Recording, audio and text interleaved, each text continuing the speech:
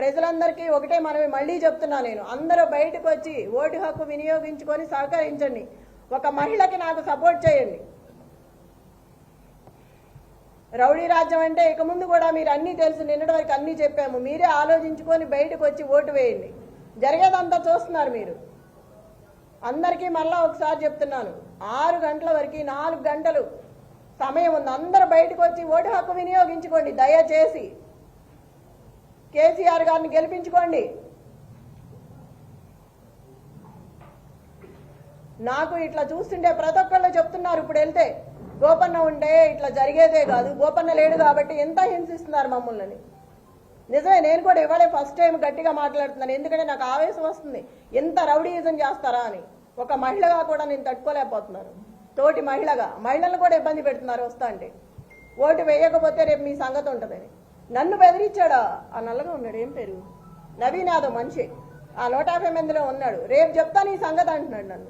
నన్నే బెదిరిస్తున్నాడు, రేపు చూస్తా నీ సంగతి ఏందో అని. ఎంత అరాచకమా. ఏడిస్తే ఏడిసానంటారు, నవ్వితే నవ్వానంటారు. ఏంది పిచ్చి గొడవలన్నీ? బాధ రాదా మనిషి అన్నాక? అడిగితే అడిగామంటున్నారు. మీరందరూ కూడా చూస్తున్నారు కదా, మార్నింగ్ నుంచి అందరూ వచ్చారు కదా, తీసుకున్నారు, జరిగిందంతా చూస్తున్నారు.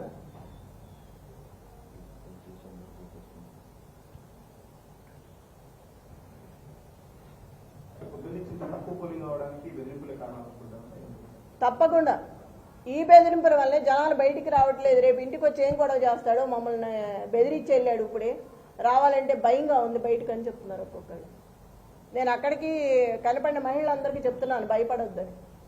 ఎంతమందినని మనం చెప్తాం కదా. ఇంత రౌడీజాన్ని చూసి ఫస్ట్ టైం వాళ్ళు కూడా భయపడుతున్నారు. పిల్లలు ఉంటారు ఇళ్లలో, రేపు మేము ఇట్లా వచ్చామనుకో వాడు మమ్మల్ని ఏం చేస్తాడో, బయటకు వచ్చి మేము ఓటు కోసం వచ్చినా వద్దన్నా కూడా డబ్బులు పెట్టి వెళ్తున్నాడు ఇంట్లో. ఇప్పుడే పంచారు, 2 సందుల్లో పంచారు, పోలీసులు నుంచోనే ఉన్నారు, ఏం అంటలేదు. మేము వెళ్తే మమ్మల్ని వెళ్ళిపోమని గొడవ చేస్తున్నారు.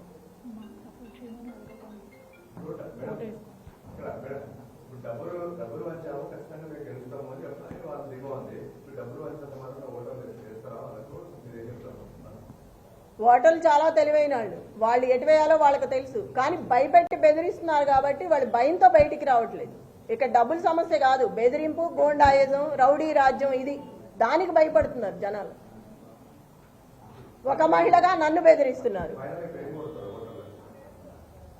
ప్రతి ఓటరు దయచేసి బయటకు వచ్చి ఓటు హక్కు వినియోగించుకోండి. ఎవరికి భయపడాల్సిన అవసరం లేదు.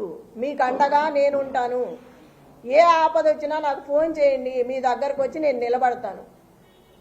నేను మీకు అండగా ఉంటాను, పార్టీ అండగా ఉంటుంది. ఎవ్వరు భయపడద్దు.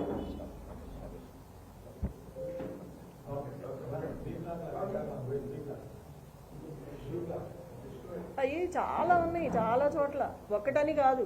ప్రతి డివిజన్లో వెళ్ళిన చోట ప్రతి బూత్లో ఉంది. ఒక బూత్ అనేం కాదు, ప్రతి బూత్లో.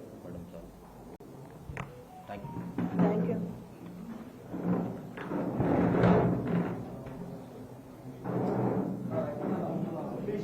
అంటే ఒక మహిళగా భయపడుతున్నారు నాకు. అంటే ఈ మహిళ గెలుస్తుందని తెలిసిందేమో నన్ను బెదిరిస్తున్నారు. ఎక్కడ గెలుస్తుంది ఇవిడ అని తెలిసి ఇంకా ఎక్కువ చేస్తున్నారు. నాకే ఇలా ఉంటే రేపు జూబ్లీహిల్స్ కాన్స్టిట్యున్సీలో ప్రజలందరూ ఎట్లా ఉంటారు? ఓటుకు 5,000 బిర్యానీలో పెట్టి, తెలివితేటలకు కూడా మెచ్చుకోవాలి. ఎవడిచ్చాడు ఐడియా బిర్యానీలో పెట్టిమ్మని?